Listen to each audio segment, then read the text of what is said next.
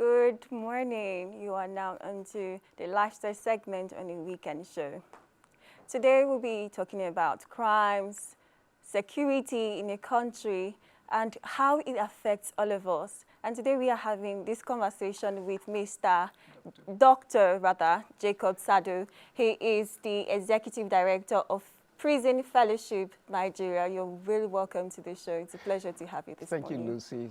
Thank you, viewers. I'm glad to be here today. Okay. Yes. So you are the director. The executive director. The executive director of Prison Fellowship Nigeria. Yes. What do you do at Prison Fellowship Nigeria? Great question. Prison Fellowship Nigeria is it's an NGO. Okay. It's faith-based. It's the largest non-governmental organization working within the criminal justice system of Nigeria, bringing hope, healing, and transformation to offenders, those who have been incarcerated, their families, their children, ex-offenders, and victims of crime, and promoting healing and reconciliation within the communities. That's the broad spectrum of our engagement. Okay. Yes, yeah. That is actually really positive impact, because I did not know, for one, that there was Prison Fellowship Nigeria that actually attends to inmates, especially in our country, Nigeria, where the state of correctional centers, prisons that we refer, are not usually habitable for most people. And seeing that you have this organization, an NGO that caters to their needs, so how has the journey been so far? Wow, it's difficult, but it's interesting. Okay. You know, as you have hinted, crime is a problem in our society. And crime brings, it causes harm. Exactly. Okay, not only to the victim, but even to the offender. And most offenders who go into incarceration in our correctional system, they will come back to society. Exactly. Reformed or not, they will come back to society. If they are reformed, if they are better citizens, it profits both themselves and the community. But where they go in and they become even more hardened, who suffers? The society. The society suffers. Okay, so that's why it is the responsibility and indeed the should be the concern of everyone to find out what is going on behind bars. Exactly. What is going on behind bars? Like you have hinted, our correctional centers have not been the best in terms of information. But you remember that in 2019, the federal government changed, in fact, they changed the name of the organization from prison service to correctional service to emphasize the philosophy of that organization and that whole system, that it is to reform people. It should transform people. To transform people. And not leave them the way they are. Yes, and not just to punish and destroy them, okay? And there has been a lot of effort. We need to give it to the correctional service that they are making a lot of effort to do this. I am not a member of that service, Yes. okay? So I don't speak for them. I speak for what we do as Prison Fellowship Nigeria, because it's not just enough to know there is a problem. What solution do you bring to the table? And that's our focus, that people who have offended can have a second chance at life, that victims who have suffered harm can be given a voice, empowerment, healing, okay, that communities can become reconciled and made safer. That is our work and what we're involved in, yes. You know, the healing part and giving people a second chance, when you look at it deeply, you know that some persons in the correctional centers sometimes are not even there out of their own free will, especially there are some innocent persons that end up in these correctional centers. Like someone said that you find in a correctional center even people that may not be really bad, but could just be victims of circumstance.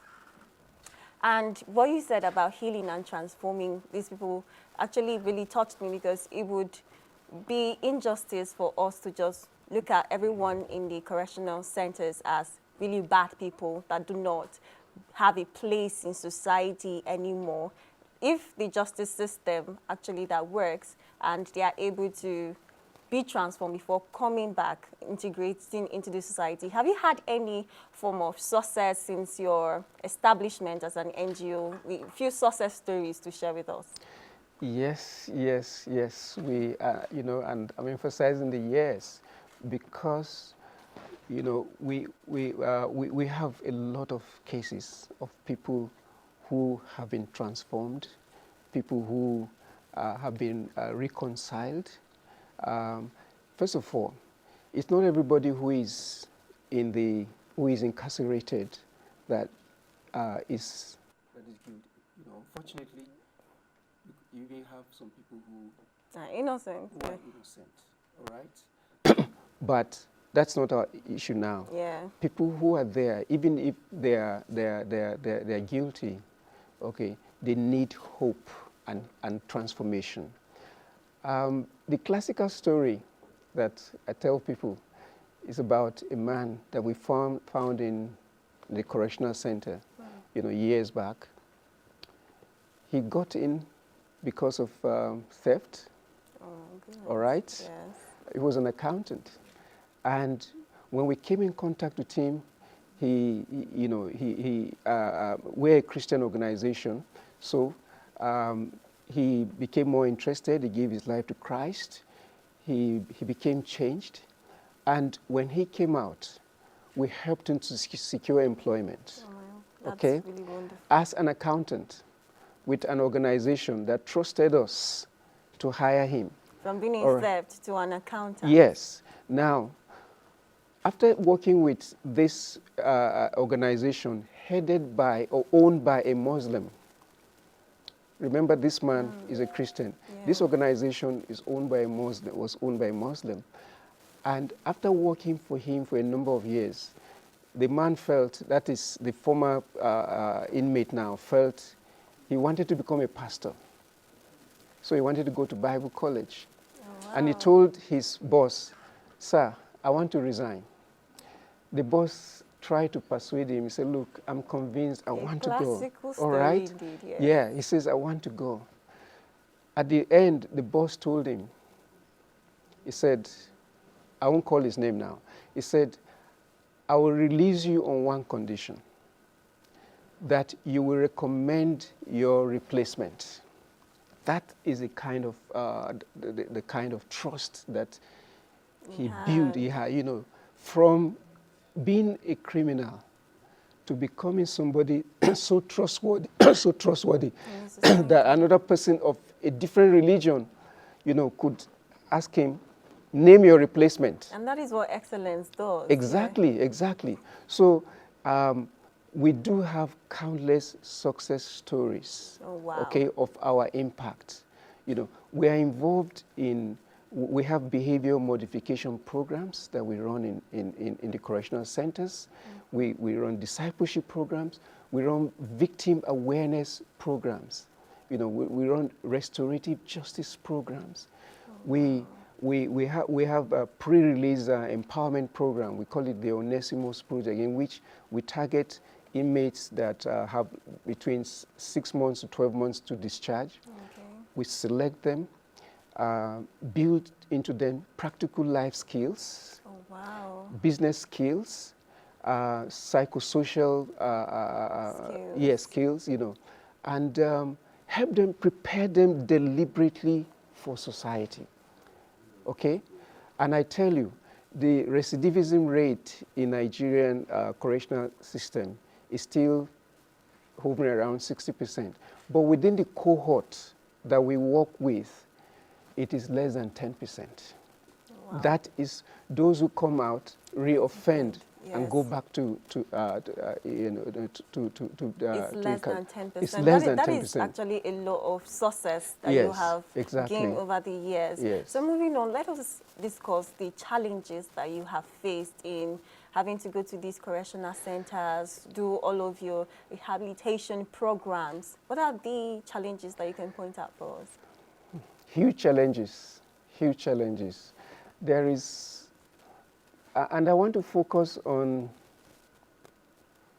the community.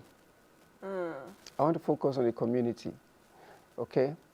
Stigmatization is a huge challenge. The ex-convict will always be an ex-convict. Exactly, exactly. And that's one of the things that drives recidivism or reoffending and going back.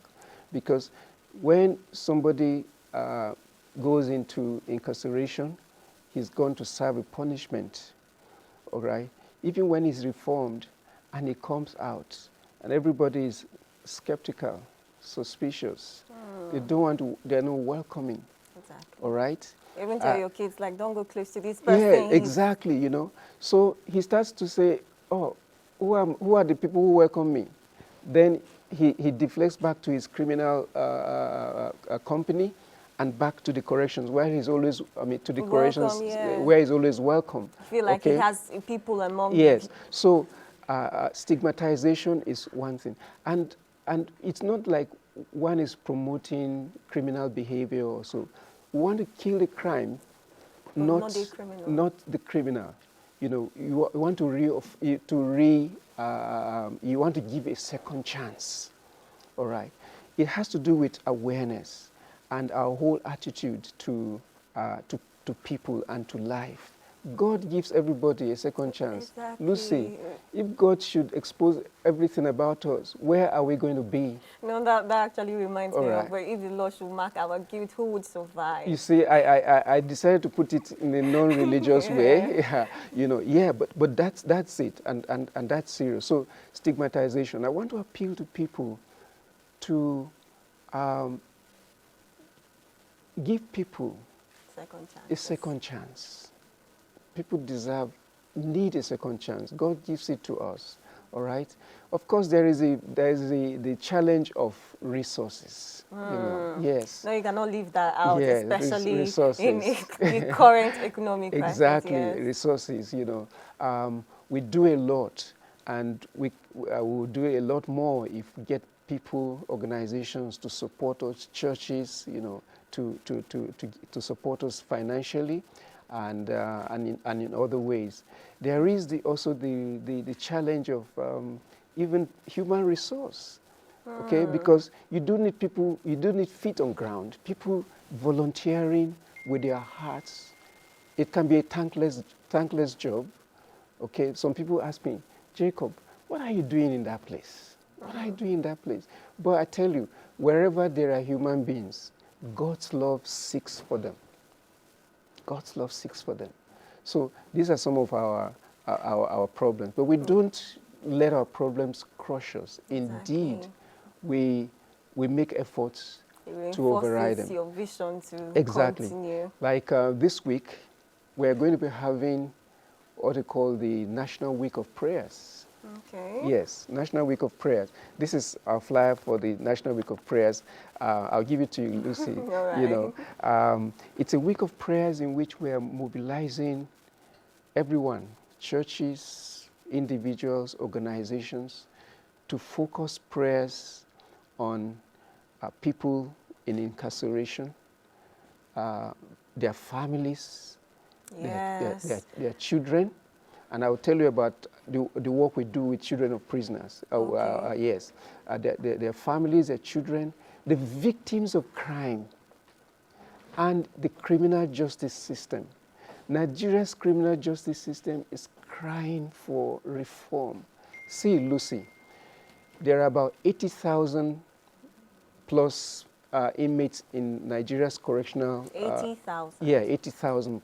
You know, plus, and there are about 250 something correctional facilities across the country. Which is not even enough, if you're looking at that population. Well, yeah, you know, some of them are overcrowded, particularly in the urban areas.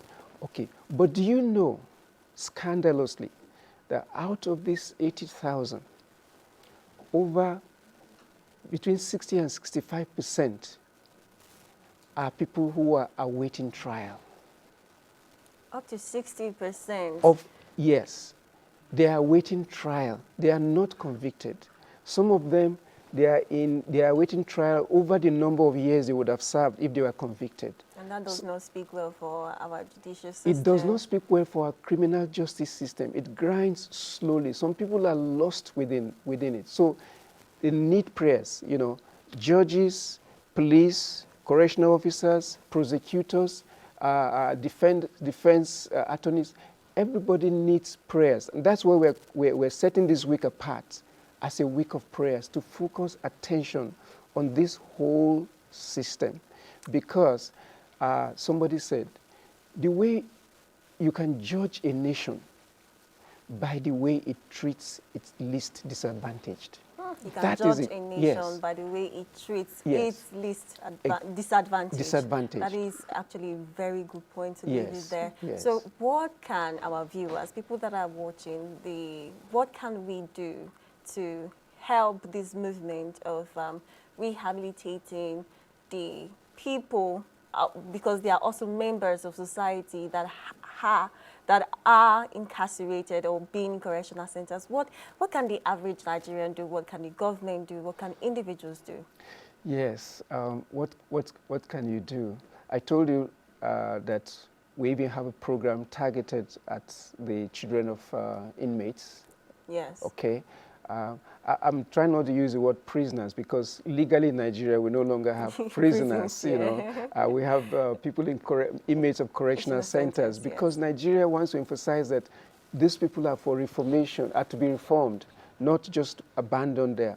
Okay, we have a program called a Promise Path, in which we help the children of inmates in terms of educational supplies, tuition fees, and mentoring, so that we break the circle of crime from the roots, breaking the circle of crime.